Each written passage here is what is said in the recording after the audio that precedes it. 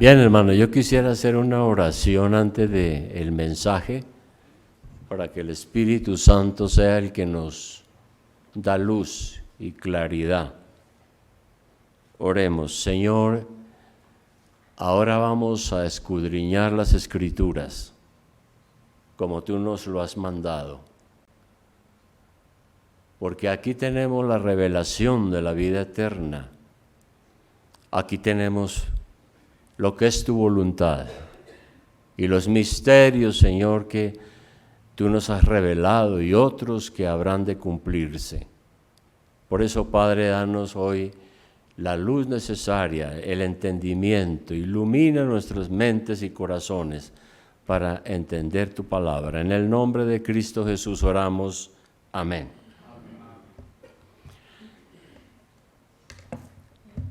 Bien, hermanos. Cuando uno lee la Biblia, uno se da cuenta que la Biblia es un libro lleno de figuras literarias. Hay parábolas, hay metáforas, hay muchas figuras para explicar. Una de esas figuras literarias precisamente es la metáfora. ¿Qué es la metáfora? La metáfora es un tipo de analogía donde se busca hacer una comparación entre dos asuntos que son similares en algunos aspectos y con uno se quiere dar una explicación del otro. Es como compleja esa definición, pero es simplemente eso, una comparación para que nosotros podamos tener más claridad en las Escrituras. Por ejemplo, la Escritura usa la metáfora del matrimonio para referirse a Dios y a su pueblo, ¿no? Entonces la Biblia dice que el amor de Dios, la relación de Dios es como el del esposo y la esposa, porque no hay un amor más grande, no hay una relación más profunda que la del matrimonio, y Dios en el Antiguo Testamento le dice a su pueblo: yo soy su esposo, ¿no? Esa es la metáfora. Y tenemos, por ejemplo, un versículo que vamos a mirar, y tengo varios, pero miremos inicialmente Isaías 54. Isaías 54, versículo 5. Isaías 54, 5. Isaías 54, 5. Una pausa para esperar. ¿Ya encontraron? Bueno, Isaías 54, 5. Dice lo siguiente el profeta, ¿no? Dice, hablando en nombre del Señor, dice: porque tu marido es tu hacedor, Jehová de los ejércitos es su nombre, y tu redentor, el Santo de Israel, Dios de toda la tierra, será llamado. Porque como a mujer abandonada y triste de espíritu, te llamó Jehová. Y como a la esposa de la juventud que es repudiada, dijo el Dios tuyo. Esto es una cosa impresionante. Está diciendo aquí a su pueblo que Dios recogió a su pueblo como a la mujer abandonada, como a la mujer triste, sufrida en la vida, como a aquella mujer repudiada. Así recoge Dios a su pueblo y lo hace su esposa. ¿Ve? Esa es la metáfora. Pero también en el Nuevo Testamento hay otra metáfora para explicar la relación entre Cristo y la iglesia. Y la metáfora es la explicación de la relación que hay entre el novio y la novia, para mostrarnos y explicarnos cómo es el amor de Cristo por su iglesia, cómo debe ser el amor de la iglesia por Cristo, nuestro Señor. Ahora, en todo noviazgo siempre hay algo que se llama los esponsales. En el Antiguo Testamento existía eso, los esponsales, ¿no? ¿Y qué son esos esponsales? En los tiempos de Jesús los esponsales eran lo que hoy llamamos los votos de compromiso. Esos son los esponsales. Y eso era algo muy serio. Las obligaciones del matrimonio eran establecidas delante de testigos. Y luego se pedía a Dios la bendición sobre la unión. Ese era el compromiso inicial. Ese compromiso indicaba que ya estaban legalmente casados. Por ejemplo, José y María habían ya celebrado los esponsales. El voto de compromiso era como si estuvieran casados de manera legal, aunque no se habían unido todavía. Luego venía un intervalo de tiempo entre ese compromiso y las bodas, donde el esposo pagaba a la novia la dote. Sí, hemos oído hablar de eso, la dote. Era una costumbre donde el novio le paga al padre de la novia la dote, que estaba estipulada por la ley en ese entonces. Podía ser en animales, en dinero, en muchas cosas. Y luego después de eso, en otro día venía lo que se llama la procesión. Entonces la esposa se preparaba, se ataviaba de una manera muy especial, y el esposo con su mejor traje, acompañado de sus amigos, los cuales cantaban y llevaban unas antorchas, iban de noche hasta la casa de la novia, hasta el hogar de la novia. Y allí él recibía a la esposa y la llevaba acompañado de nuevo por la procesión a su propio hogar. Ese era el sistema, la tradición en ese momento, en el pueblo de Israel. Y luego venía la cena de bodas, la cual podía durar entre 1 y 2 semanas, porque era mucho festejo. De manera que, usando esa metáfora, la Biblia dice que Cristo es el novio y la iglesia es la novia. ¿Cuándo fue que Cristo se comprometió? ¿Cuándo se celebraron los esponsales? ¿Cuándo se efectuó la promesa del matrimonio? Bueno, la Biblia empieza aquí a enseñarnos que fue antes que el mundo fuese hecho. En la eternidad, antes que el mundo fuese creado. Vamos a mirar Juan 17, 1, 6. Juan 17, 1, 6.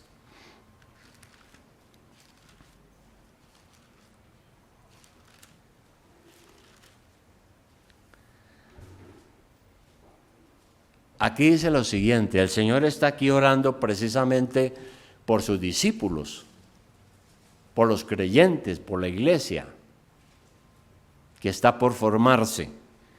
Y aquí en Juan 17:1 dice lo siguiente: estas cosas habló Jesús y levantando los ojos al cielo dijo: Padre, la hora ha llegado, glorifica a tu Hijo para que también tu Hijo te glorifique a ti, como le has dado potestad sobre toda carne para que dé vida eterna a todos los que le diste. Y esta es la vida eterna, que te conozcan a ti, el único Dios verdadero, y a Jesucristo, a quien has enviado. Yo te he glorificado en la tierra, he acabado la obra que me disteis que hiciese. Es decir, el Señor ha enseñado la revelación de Dios, está próximo a ir a la cruz. Todo eso es algo que estaba planeado por el Padre Celestial desde antes. 5. Ahora pues, Padre, glorifícame tú al lado tuyo con aquella gloria que tuve contigo antes que el mundo fuese. Entonces, todo esto nos enseña que antes de la creación, en el plan eterno de Dios, Cristo ya tenía encomendada la tarea de venir a salvar un pueblo especial, que se llamaría la iglesia. Y luego hay otro aspecto aquí importante. Cristo pagó una dote por su novia. Cristo pagó un precio. Claro, el precio que pagó Cristo no fue en especie ni en dinero, sino como dice Primera de Pedro 1:18. Miremos Primera de Pedro 1:18. Primera de Pedro 1:18. Aquí, en esta carta, el apóstol Pedro nos recuerda a nosotros, a la iglesia, este asunto.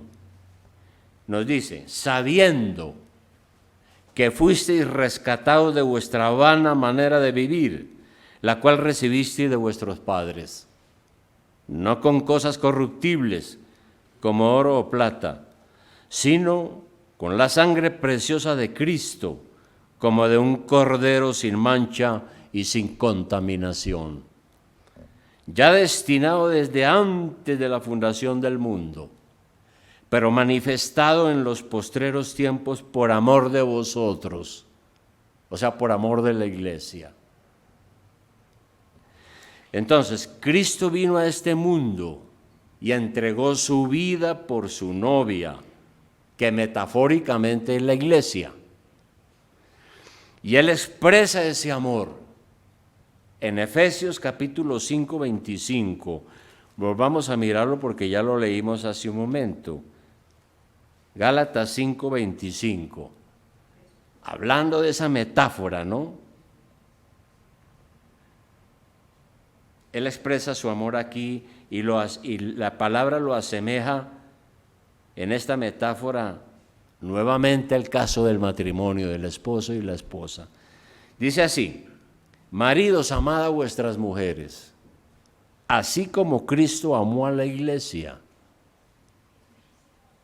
y se entregó a sí mismo por ella, como el esposo, para santificarla, habiéndola purificado en el lavamiento del agua por la palabra, a fin de presentársela a sí mismo una iglesia gloriosa que no tuviese mancha, ni arruga, ni cosas semejantes, sino que fuese santa y sin mancha. Eso es lo que quiere Cristo de su novia o de su esposa, la iglesia. ¿No es cierto? Tan grande es ese amor que Pablo dice aquí que así debe ser el amor del esposo hacia su esposa. Un amor de entrega, de sacrificio. Y luego también encontramos aquí que es un amor fiel.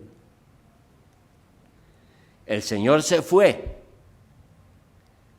pero dejó su iglesia, su novia, y le dio un precioso regalo. ¿Cuál? El Espíritu Santo. El Espíritu Santo ha venido a estar con nosotros, a acompañarnos, a consolarnos, a santificarnos, a guiarnos a la verdad.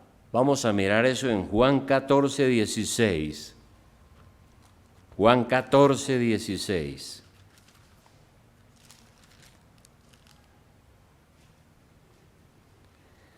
Aquí el Señor está, antes de ir a la cruz y entregar su vida por la iglesia, dice lo siguiente a sus discípulos. Primero le dice en el 15, si me aman, guarden mis mandamientos. Y yo rogaré al Padre y os dará otro consolador para que esté con vosotros para siempre. El Espíritu de verdad, el cual el mundo no puede recibir, porque no le ve ni le conoce, pero vosotros le conocéis, porque mora con vosotros y está en vosotros. No os dejaré huérfanos, vendré a vosotros. Entonces, el Espíritu Santo es el don de Dios para que nosotros no estemos solos y seamos ayudados. Ese amor de Dios por la iglesia que somos nosotros es un amor incondicional. ¿Qué quiere decir eso? Es muy doloroso para un hombre el saber que su prometida le ha sido infiel. Algo terrible, ¿no? Que fue lo que le pasó a José cuando María resultó embarazada. Él no entendía. Algo doloroso. Sin embargo, Dios sí es fiel, aunque muchas veces nosotros somos infieles. Pero Dios es fiel. Está listo a perdonarnos cuando acudimos a Él arrepentidos. En el Antiguo Testamento, Dios lidió con su pueblo, con su esposa. Jehová de los ejércitos lidió con su esposa. Muchas veces Él también usó la misma metáfora. Y en algunas ocasiones Él dijo a su pueblo, a su esposa, que ella era una esposa adúltera. ¿Por qué? Porque muchas veces no guardó los mandamientos, abandonó a Dios y fue y adoró a dioses falsos, siguió religiones falsas, no fue fiel. Y Dios tuvo que decirle a su pueblo: ustedes son como una esposa adúltera. Ustedes han actuado como una ramera. De manera que Dios los castigó de muchas maneras, quitándole el sustento, por ejemplo. Vamos a mirar Oseas capítulo 2. Oseas capítulo 2.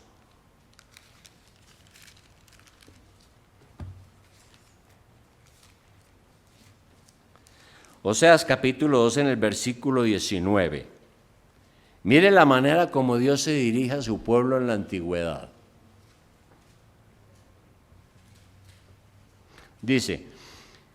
Le dice, y te desposaré conmigo para siempre, no obstante que el pueblo se había comportado mal. Luego el Señor le dice, yo te desposaré conmigo para siempre, te desposaré conmigo en justicia, juicio, benignidad y misericordia, y te desposaré conmigo en fidelidad, y conocerás a Jehová. Si usted lee los versículos anteriores, ahí se da cuenta de cómo el pueblo de Israel fue idólatra y adúltero, actuó como una ramera, pero Dios, sin embargo, demostró su gran amor y su fidelidad a él. Esa es la enseñanza aquí. Dios nos disciplina por infieles, pero nunca abandona su iglesia. Habrán tiempos difíciles y muchos probablemente se retiren de la iglesia, como uno lo ve. Pero siempre habrá unos a quienes Dios en su gracia mantendrá, a pesar de que somos pecadores. Bueno, esa es la situación. Él es un esposo fiel. Ahora, Cristo está en el cielo ahora. Va a venir. Nosotros estamos aquí en la tierra. Y mientras tanto, ¿qué? Bueno, la Biblia dice que la iglesia está atravesando por una purificación espiritual. ¿Cuándo se consumirá esa unión definitiva? Al final de los tiempos. Pero mientras tanto la iglesia debe ser purificada, preparada para su esposo. Como leímos ahora hace un momento en Efesios 5:25, ¿no? En Efesios 5:25, porque allá nos dice que el deseo de Dios con la iglesia, ¿cuál es? ¿Cuál es? Dice aquí que es santificarla, purificarla por la palabra de Dios, para presentar a la iglesia para Él mismo como una iglesia gloriosa que no tenga mancha ni arruga ni cosa semejante, sino que sea santa y sin mancha. ¿Cuál es la más grande virtud que se requiere de una novia? Pues su castidad, su integridad, su pureza. ¿Cuál es la más grande virtud que Cristo pide a la iglesia? La santidad. ¿Y cómo Dios purifica a su iglesia y la prepara para Él? A su novia. es primero por su Espíritu, como leímos acá. Miremos Primera de Pedro 1:2. Primera de Pedro 1:2. Primera de Pedro 1:2. En este saludo del apóstol Pedro dice algo muy importante en el saludo de esta carta. Él dice lo siguiente a la iglesia, a nosotros, dice que nosotros somos elegidos según la presencia de Dios Padre en santificación del Espíritu para obedecer y ser rociados con la sangre de Jesucristo. Dice que Dios nos ha elegido para ser santificados por el Espíritu Santo. Dice allí con claridad, el Espíritu Santo es el que viene a nuestro corazón, nos da una vida nueva, caracterizada por la fe, por el arrepentimiento, nos da entendimiento en su palabra y nos santifica todos los días, a cada momento, mientras el Señor está orando por nosotros. Y también, no solo por su Espíritu, sino por su palabra, porque la palabra de Dios nos limpia, nos santifica. ¿Cómo podemos lograr que el Espíritu Santo nos ayude a ser mejores y a santificarnos? ¿Cómo? Leyendo la Biblia en oración, para que el Espíritu Santo nos haga ver cuál es nuestro pecado y cuál es la voluntad de Dios. No hay otra manera. Por eso es muy triste si la gente no lee la Biblia, y las iglesias evangélicas están llenas de gente que no lee la Biblia. Y por eso es que tienen tantos problemas y no crecen en santificación, porque no están alimentándose de la palabra del Señor, nutriéndose de la palabra de vida. En Juan 17:17, vamos a mirar ese versículo, ¿qué dice? Juan 17:17. Juan 17:17. Dice, en esta oración nuestro Señor le dice a su Padre, santifícalos en tu verdad, tu palabra es verdad. No hay otra cosa como yo puedo santificarme, es leyendo la Biblia, porque es así como Dios me santifica y me hace ver en qué consiste la vida cristiana y me ilumina por su Espíritu. Bien, pero además de eso, ¿qué más está haciendo el Señor ahora por su iglesia? Está protegiéndola. El Señor nos protege. La iglesia tiene unos enemigos mortales. Por ejemplo, un enemigo es el mundo. La iglesia corre el peligro de conformarse al mundo. Y nosotros sabemos que vivimos en un mundo que no tiene a Cristo, es una cultura pecaminosa, una cultura sin Cristo, y esa cultura quiere amoldarnos a su filosofía de vida, y si nos descuidamos vamos a perder el rumbo, porque todos los días el mundo ataca para ver si nosotros dejamos de crecer en santidad y en fidelidad. Pero también nos protege no solo del mundo, sino de la guerra a muerte contra Satanás. La palabra Satanás quiere decir adversario de Dios. Satanás es un enemigo de Dios, adversario de Dios. ¿Cuándo se inició esa enemistad con Dios? Cuando Él mintió y hizo caer a nuestros primeros padres, los hizo pecar. Pero Él sigue engañando y utilizando artimañas para hacernos caer, haciendo que la gente ponga sus ojos en otras distracciones y no siga a Cristo, no sea fiel. El diablo promueve religiones falsas, filosofías falsas, ideologías falsas, mentiras, porque es el padre de la mentira. Busca corromper la iglesia. algo terrible. Y también el Señor nos protege no solo contra ese peligro, sino también contra la apostasía. Ya sabemos qué es la apostasía, ¿no? Pongamos un ejemplo.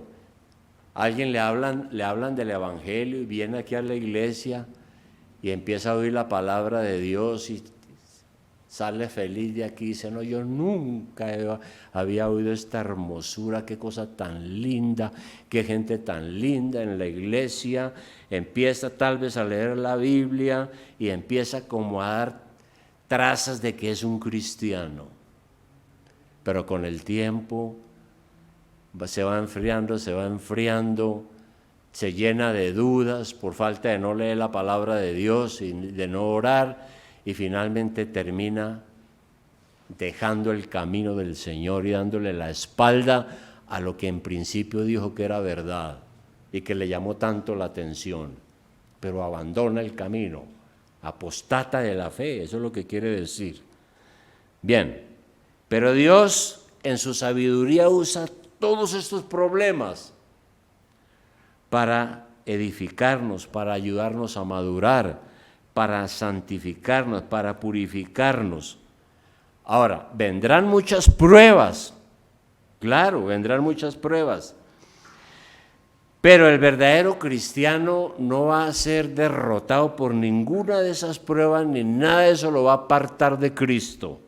Vamos a mirar Romanos 8:35.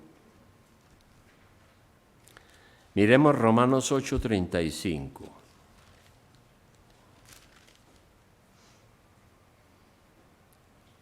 Romanos 8:35. Allí hay una serie de preguntas muy interesantes que usted tiene que dar también respuesta, ¿no? Romanos 8:35. Pregunta: ¿quién nos separará del amor de Cristo? ¿Quién lo va a separar a usted del amor de Cristo? ¿Tribulación? ¿O angustia? ¿O persecución? ¿O hambre? ¿O desnudez? ¿O peligro? ¿O espada? Todas esas cosas tan terribles que hay en el mundo, ¿podrán separarlo de Cristo? ¿Podrán separarnos de Cristo? Como está escrito, por causa de ti somos muertos todo el tiempo, somos contados como ovejas de matadero. Antes, en todas estas cosas somos más que vencedores, por medio de aquel que nos amó. Por lo cual estoy seguro de que ni la muerte, ni la vida, ni ángeles, ni principados, ni potestades, ni lo presente, ni lo porvenir, ni lo alto, ni lo profundo, ni ninguna otra cosa creada nos podrá separar del amor de Dios que es en Cristo Jesús, Señor nuestro. Y estos son promesas. Es impresionante, mire, son promesas. El que es de Cristo, el que ha sido elegido, el que es de Dios, nada lo va a separar del amor de Dios. Gran promesa. Y el último punto, hermanos, estamos hablando de la metáfora. Resulta que la Biblia profetiza que al final de los tiempos, aunque hoy estamos en un mundo donde no cree eso, ¿no? Cree que todo esto va mejorando, que todas las cosas, que esto es eterno, la materia es eterna, no se destruye, se transforma, y en las universidades hablan un poco de basura, del ateísmo. Pero la Escritura dice que al final de los tiempos, ¿qué va a pasar? Apocalipsis 19. Apocalipsis 19:6. Recordemos que Apocalipsis significa revelación, la revelación que el Señor le dio al apóstol Juan sobre el fin de los tiempos. Por eso se le llama Apocalipsis. Resulta que en Apocalipsis 19:6 dice lo siguiente: las cosas que Dios le mostró al apóstol Juan y que quedaron aquí y que están hasta nuestros días, dice: y oí como la voz de una gran multitud, como el estruendo de muchas aguas, y como la voz de grandes truenos que decía, aleluya, porque el Señor nuestro Dios Todopoderoso reina. Gocémonos y alegrémonos y démosle gloria, porque han llegado las bodas del Cordero, y su esposa se ha preparado. Ya está lista. Y a ella se le concedió que se vista de lino fino, limpio y resplandeciente, porque el lino fino es las acciones justas de los santos. Ahí hay otra metáfora. El lino fino. Bueno, entonces aquí en este relato nos dice primero que han llegado las bodas del Cordero. A Cristo entonces se le llama el Cordero, y la figura del Cordero es muy importante, porque a Jesús, Juan el Bautista, cuando vio al Señor y estaba bautizando en el río Jordán, y Jesús se acercó, le dijo a todos los que estaban allí, ese es el Cordero de Dios que quita los pecados del mundo. ¿Y por qué lo llama el Cordero? Recordemos, tal vez todos lo hemos leído, que cuando Israel estaba en la esclavitud en Egipto y Dios quiso liberar al pueblo de Israel de la esclavitud egipcia, liderado por Moisés, ¿qué les mandó? Éxodo 12, vamos a mirar Éxodo 12. Éxodo 12, 6.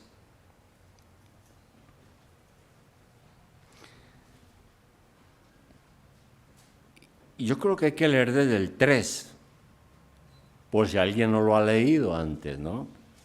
Pero todo cristiano debe saber esto muy bien. Pero en Éxodo 12, 3 dice lo siguiente: es la última noche cuando algo terrible iba a pasar. Iba a haber una mortandad terrible, porque Dios iba a castigar a Egipto y iba a liberar a su pueblo. Y ahí en Éxodo 12:3 dice: hablad a toda la congregación de Israel diciendo, en el 10 de este mes, tómese cada uno un cordero según las familias de los padres, un cordero por familia. Cada familia ese día tenía que alistar un cordero, ¿verdad? ¿Cómo se llama? Un corderito. Sí, eso era. Y luego da instrucciones. En el 5 dice: el animal será sin defecto, macho de 1 año, lo tomaréis de las ovejas o de las cabras, ¿no? Y lo guardaréis hasta el día 14 de este mes, y lo inmolará, o sea, lo sacrificará, toda la congregación del pueblo de Israel entre las 2 tardes. Y tomarán de la sangre, y la pondrán en los 2 postes y en el dintel de las casas en que lo han de comer. Entonces la familia sacrificaba el cordero, de la sangre, untaba la sangre con una brocha o algo así en la puerta, la entrada, la untaba de rojo, para decir que ellos estaban cumpliendo lo que Dios estaba mandando. 8. Y aquella noche comerán la carne, asada al fuego y panes sin levadura, con hierbas amargas lo comerán. Bueno, y sigue hablando, pero abajo en el versículo 12, usted lea este versículo esta tarde, hermano, en vez de ver televisión. Lea este capítulo 12. Abajo en el versículo 12 dice: pues yo pasaré aquella noche por la tierra de Egipto y heriré a todo primogénito en la tierra de Egipto, así a los hombres como de las bestias. Y ejecutaré mis juicios en todos los dioses de Egipto, yo Jehová. Y la sangre os será por señal en las casas donde vosotros estéis. Y veré la sangre y pasaré de vosotros de largo, ¿no? Y no habrá en vosotros plaga de mortandad cuando hiera la tierra de Egipto. Entonces cuando el ángel pasaba y veía, sabía que ahí había sido sacrificado el Cordero de la Pascua, que era una familia de escogidos de Dios. Ahí no entraba el mal. Era lo que decía, lo que quiere decir. Y si vamos ahora al versículo 25, más adelante, más abajo, dice: y cuando entréis en la tierra que Jehová os dará, o sea, la tierra prometida después de que salieron de la esclavitud, como prometió, guardaréis este rito. Es decir, el pueblo tenía que seguir celebrando la Pascua, es decir, sacrificando un cordero cada año y comiéndolo como el Señor lo había dicho. 26 dice: y cuando os dijeren vuestros hijos, ¿qué es este rito vuestro? Vosotros responderéis: es la víctima de la Pascua de Jehová, el cual puso por encima de las casas de los hijos de Israel en Egipto, cuando hirió a los egipcios y libró nuestras casas. Entonces el pueblo se inclinó y adoró, porque el Cordero los salvó, el Cordero Pascual. Y es por eso que a Jesús se le llama entonces así, el Cordero Pascual, el Cordero de nuestra liberación. Primera de Pedro 1, 18, 20. Primera de Pedro 1, 18, 20. Primera de Pedro 1, 18, 20. Creo que ya lo leímos. Aquí vuelve a recordarlo. Dice lo siguiente, a la iglesia, ¿no? Ahora, sabiendo que fuisteis rescatados de vuestra vana manera de vivir, la cual recibisteis de vuestros padres, no con cosas corruptibles como oro o plata. Nosotros hemos sido rescatados de una vida inmunda, de pecado, de una vida sin Dios. Y hemos sido rescatados de esa esclavitud no con plata. 19 dice, sino con la sangre preciosa de Cristo, como la de un cordero sin mancha y sin contaminación, ya destinado desde antes de la fundación del mundo, pero manifestado en este tiempo por amor a vosotros. Eso es. Entonces, ¿qué es lo que está diciendo aquí? En sus planes eternos, el Padre, al ver que el hombre pecaría, quiso salvar un pueblo para él y envió a su Hijo a salvarlo. Y Jesús se ofrece en sacrificio en la cruz, como el Cordero, y paga el castigo de nuestras ofensas y nos libra de la condenación, porque Él es el Cordero de Dios que quita el pecado del mundo. Y todo ese plan desde la eternidad he llevado a su última consumación en aquel día cuando el Cordero se una con su iglesia por la eternidad.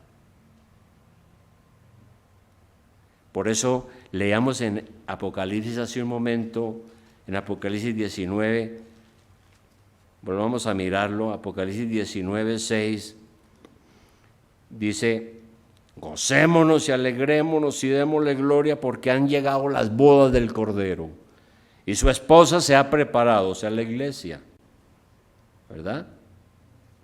La iglesia ya está lista. Será la reunión final de todos los elegidos en Cristo.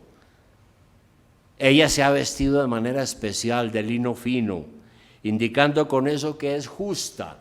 Bueno, Cristo es nuestra justicia.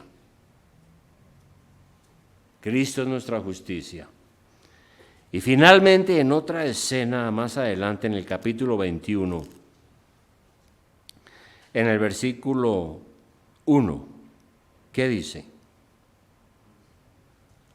Dice lo siguiente: vi un cielo nuevo y una tierra nueva, porque el primer cielo y la primera tierra pasaron, y el mar ya no existía más.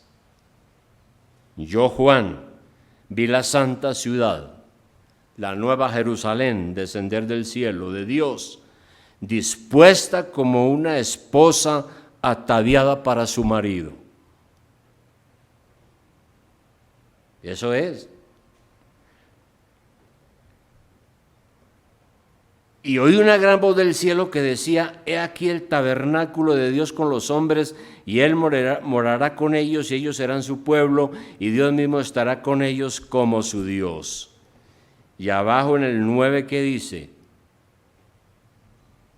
Vino entonces a mí uno de los 7 ángeles que tenían las 7 copas llenas de las 7 plagas postreras, y habló conmigo diciendo: ven acá, yo te mostraré la desposada, la esposa del Cordero.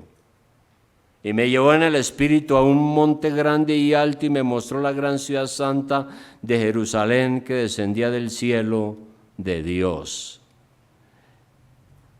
Esta revelación nos muestra que un día de esto llegará el juicio final y todo será transformado. Cielos nuevos y tierra nueva. Y Juan vio una santa ciudad, la novia del Cordero, es decir, la iglesia. Ese día será un día de gozo inefable, porque en el 4 dice lo siguiente, ahí en 21:4, dice que ese día enjugará Dios toda lágrima de los ojos de ellos. Ya no habrá muerte, ni habrá más llanto, ni clamor, ni dolor, porque las primeras cosas pasaron.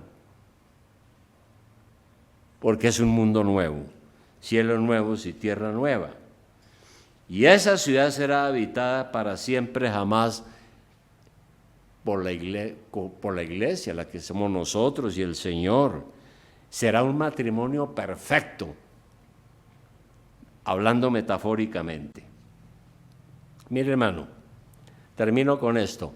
Un pastor, leyendo esto, dijo lo siguiente en un libro que leí por ahí.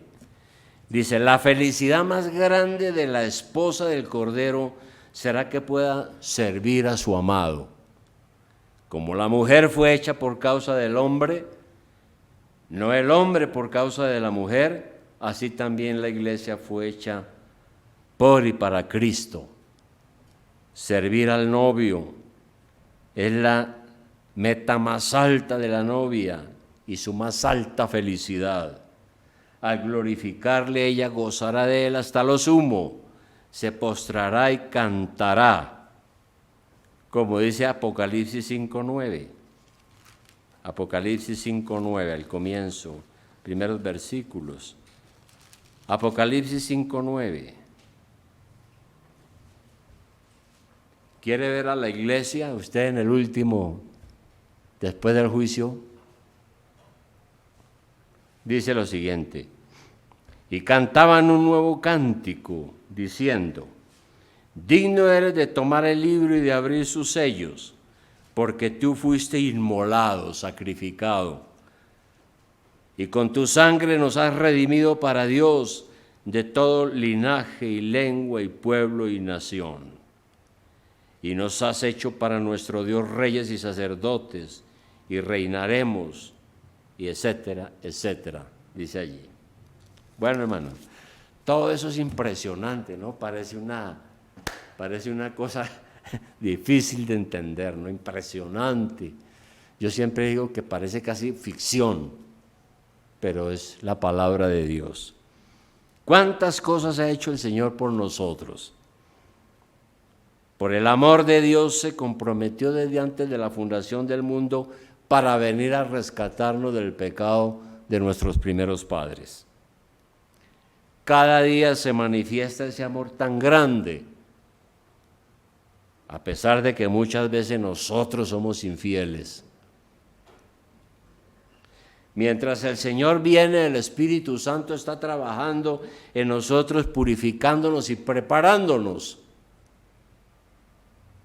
La iglesia que somos nosotros está en preparación. Él usa la oración, el estudio de la palabra, las cosas que nos suceden a diario. Todo es para nuestro bien. Nunca olvidemos eso. Y el día llegará en que la iglesia, nosotros, nos reunimos con el Señor, nuestro Salvador, ¿no? Llegará ese día, como lo leímos hace un momento, ¿no? allá en el capítulo 21, ¿no? Finalmente, vi cielos nuevos, tierra nueva, primer cielo y primera tierra pasaron, la santa ciudad yo la vi, bajar del cielo como una esposa ataviada para su marido, la iglesia. Entonces, hermano, tengo una pregunta. ¿Será usted uno de aquellos que participará en las bodas del Cordero? ¿Será usted uno? Porque ¿sabe qué dice aquí en Apocalipsis 19:9? Apocalipsis 19:9 dice lo siguiente: y el ángel me dijo, escribe, bienaventurados los que son llamados a la cena de las bodas del Cordero. Y me dijo, estas son palabras verdaderas de Dios. Y yo me postré a sus pies para adorarle y todas estas cosas. Entonces, hermano, ¿usted será uno de los que participará de esas bodas del Cordero? ¿Participará usted de ese universo transformado? Es posible, Dios lo sabe, pero eso sí, Él pide que usted sea verdaderamente salvo. Él pide que usted verdaderamente esté con Él. Y para uno estar con Dios tiene que arrepentirse de sus pecados, con dolor, con propósito de cambio. Esta mañana me puse a orar y tuve que pedirle perdón a Dios por mis pecados. Y decirle, Señor, yo voy a predicar hoy, mire, esto que yo hice, no, por ahí no es la cosa. Por favor, ayúdeme, Señor. Todos los días. Creer en Jesucristo, no solamente que Él murió en la cruz para que tengamos su perdón, ¿no? Sino también con la fe puesta en Él, porque Él nos llevará finalmente con Él, porque Él es el Cordero de Dios que quitó nuestro pecado. Vamos a orar, hermanos. Amado Dios y Padre Celestial, muchas gracias te damos, Señor, porque